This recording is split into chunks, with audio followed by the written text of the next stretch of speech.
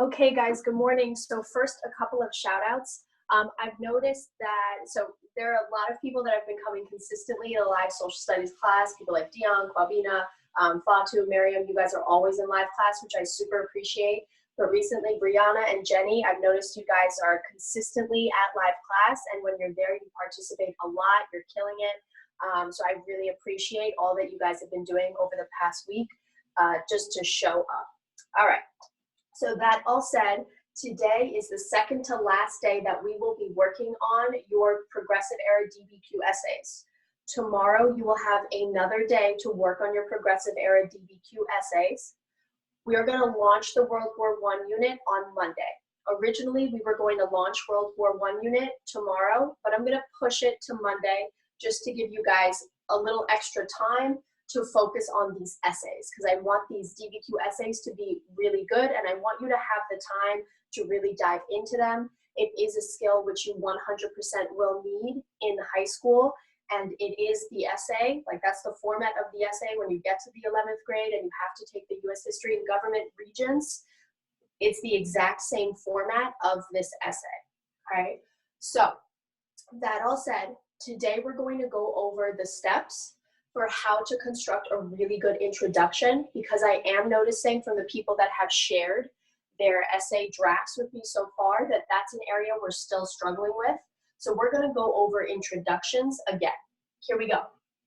I will be able to construct an introduction that includes a hook, a claim, and introduces the issues I will focus on in my body paragraphs. We'll go over what a nice hook looks like in this mini lesson. Your claim you should already have from the lesson on Monday.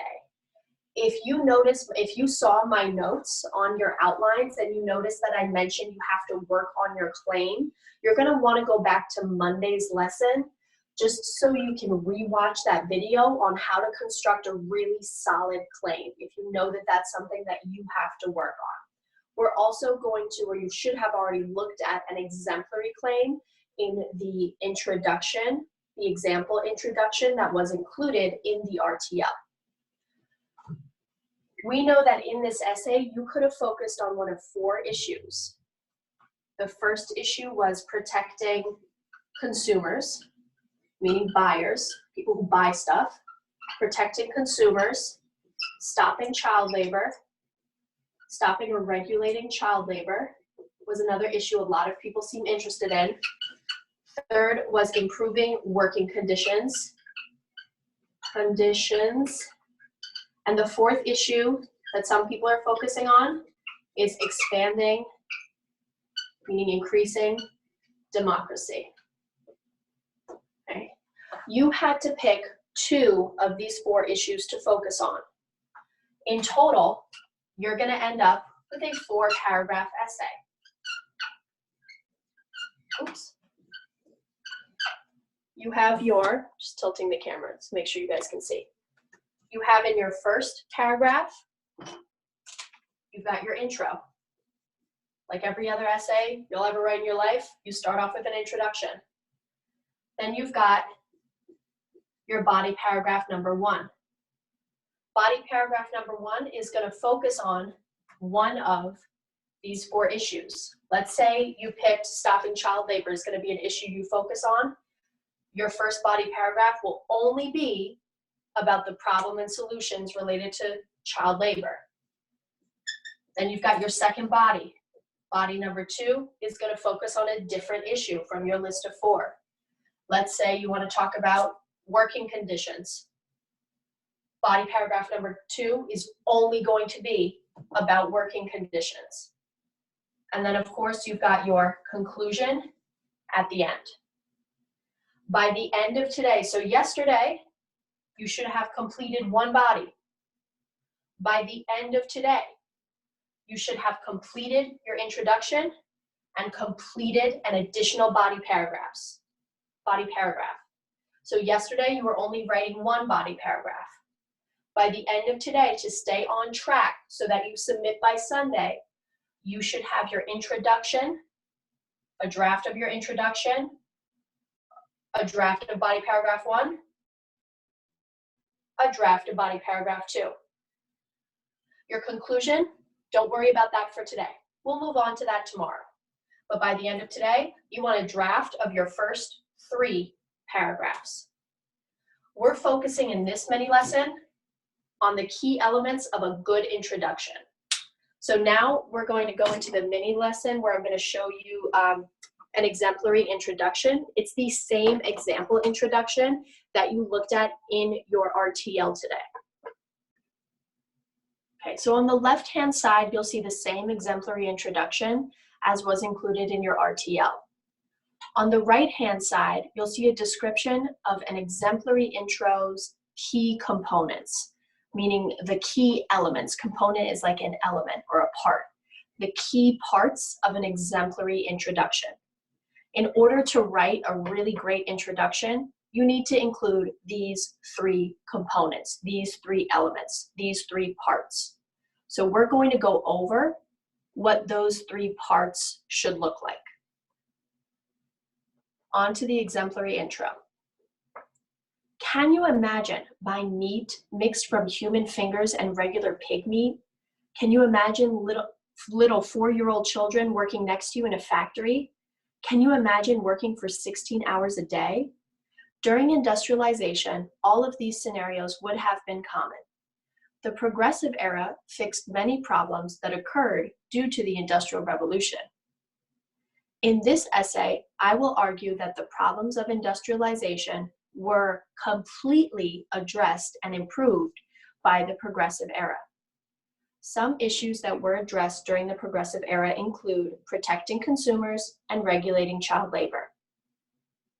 So let's break this intro down bit by bit. Highlighted in yellow is the hook. The hook catches the reader's attention and makes them want to keep reading. Now this author, this is an exemplary intro from last year. This author chose to do their hook in question form. That's absolutely fine, but hooks don't always have to be in question form. You might just make an interesting statement right off the bat. That absolutely counts as a hook too. Next, this author included a claim. The claim is highlighted in pink. You should have gotten that in your RTL. In this essay, I will argue that the problems of industrialization were completely addressed and improved by the Progressive Era. This is the claim. In your claim, you need to use the to what extent word bank to answer the main essay question, to what extent did Progressive Era reformers achieve their goals? Now, your to what extent word bank has been included on multiple assignments over the past couple of days. However, if you still need a reminder of what words are in this word bank, what you can do is go to the assignment for today, day 3.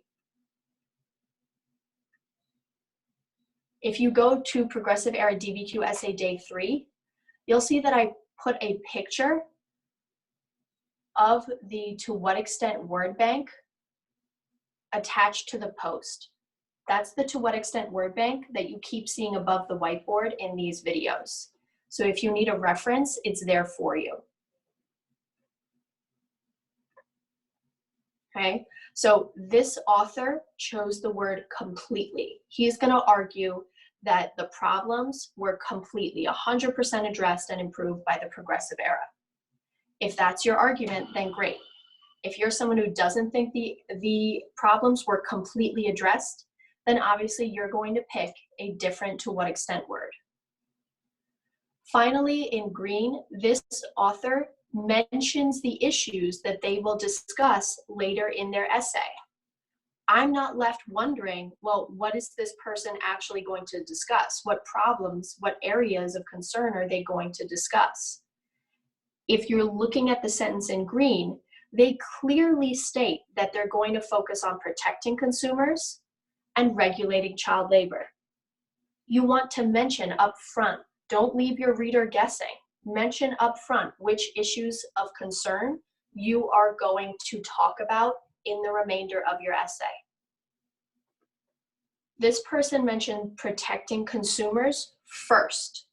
So that means when I'm reading their essay, the first issue that I should hear about is protecting consumers. Then that second body paragraph, will be about regulating child labor.